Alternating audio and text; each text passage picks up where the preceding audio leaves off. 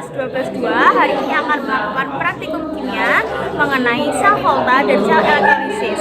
Sebelumnya, perkenalkan, saya Aula Nina Hanun, nomor absen 4. Saya Wila Adif Nurlita, absen 32. Saya Ismail Utama, nomor absen 15. Dan teman kami, Nama saya Rizky Gilang Pandunata dari kelompok 5, nomor absen 27. Saya Raditya Novalucia, absen 23 dari kelompok 5. Sebelum kita mulai, sebenarnya kita melihat alat dan bahan terlebih dahulu. Sebelumnya, ayo kita siapkan alat dan bahan yang akan kita gunakan selama praktikum. Untuk percobaan sel volta, yaitu tisu, paku, kabel dan penjepit buaya, buah lemon, LED, koin tembaga, dan pisau.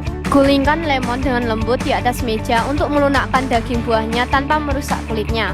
Hal ini akan membantu jus lemon tersebar merata di dalamnya yang berfungsi sebagai elektrolit.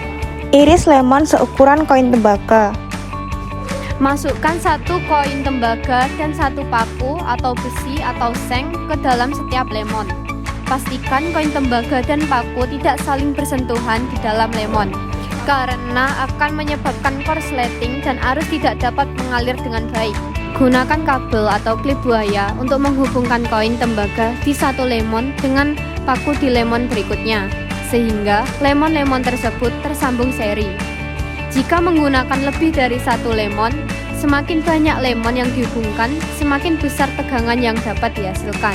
Setelah semua lemon terhubung, hubungkan salah satu ujung rangkaian atau koin tembaga terakhir ke kabel yang terhubung ke kutub positif lampu LED. Ujung lain atau paku pada lemon pertama dihubungkan ke kutub negatif. Jika tegangan yang dihasilkan cukup, LED akan menyala. Percobaan ini menggambarkan cara kerja sel volta sederhana dengan memanfaatkan reaksi redoks antara dua logam yang berbeda.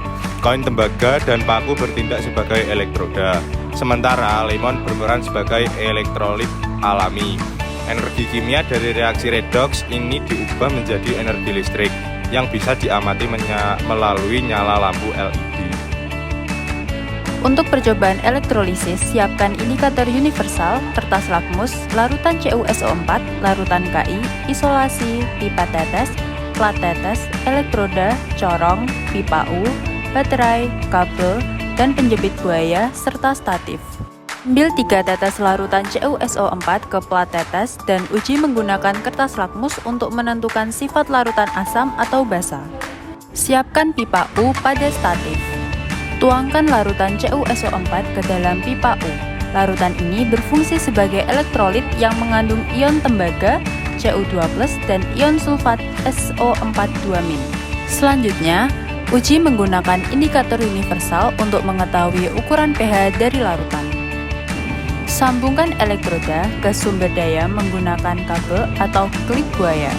Elektroda yang terhubung ke kutub positif menjadi anoda dan yang terhubung ke kutub negatif menjadi katoda.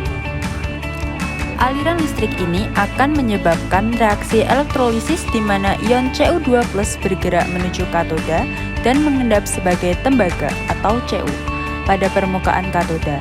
Di anoda, tembaga akan teroksidasi menjadi ion Cu2+ yang larut dalam larutan.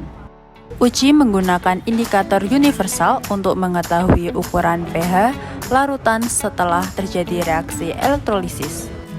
Kemudian ambil juga 3 tetes larutan CuSO4 untuk dites menggunakan lakmus merah dan biru untuk mengetahui sifat larutan setelah percobaan sel elektrolisis. Percobaan ini memperlihatkan proses elektrolisis, di mana arus listrik memecah molekul dan memindahkan ion dalam larutan. Dalam hal ini, tembaga mengendap di katoda, sementara anoda teroksidasi menggantikan ion tembaga dalam larutan. Selanjutnya yaitu percobaan sel elektrolisis menggunakan larutan kalium iodida atau Ki. Kemudian sama seperti percobaan sebelumnya, ambil 3 tetes larutan kalium iodida atau Ki untuk mengetahui sifat larutan apakah asam atau basa sebelum diberlakukan percobaan sel elektrolisis. Tuangkan larutan Ki ke dalam pipa U.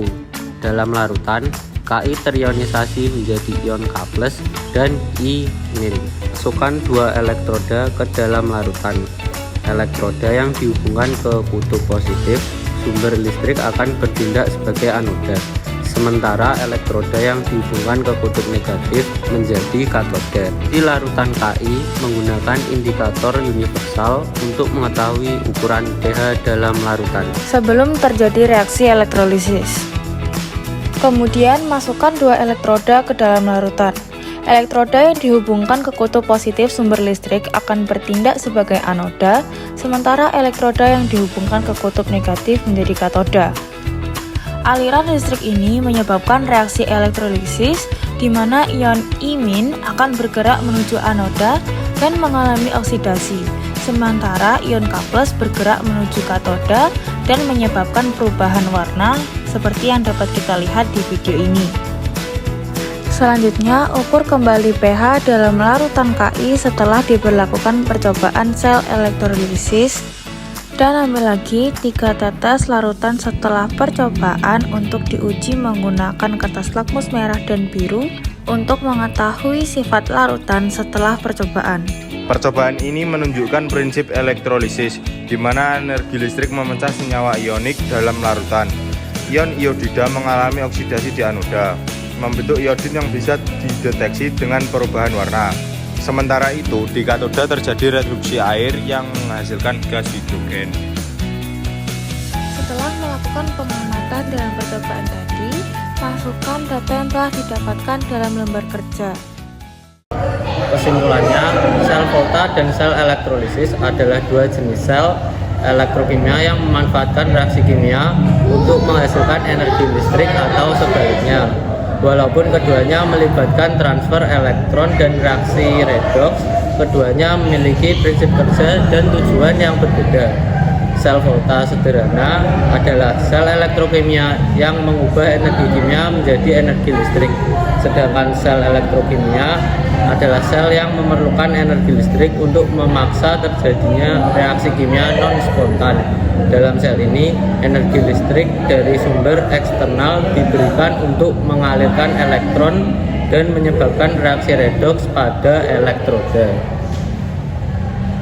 Sekian dari kami. Wassalamualaikum warahmatullahi wabarakatuh.